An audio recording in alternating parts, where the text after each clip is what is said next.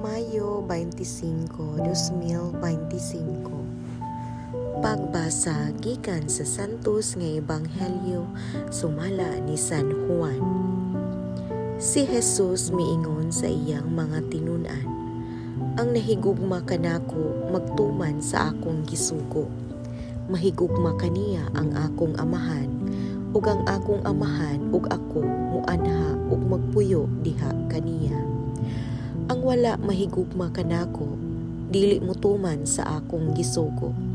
Ang mensahe nga inyong nadungog, dili ako kundili iya sa amahan nga nagpadala kanako. Gisultihan ko kamo niini samtang ako uban pa kaninyo.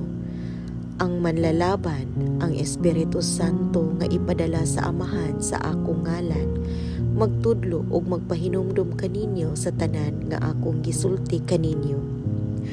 Ang kalinaw ibilin ko kaninyo, ang akong kalinaw ihatag ko kaninyo.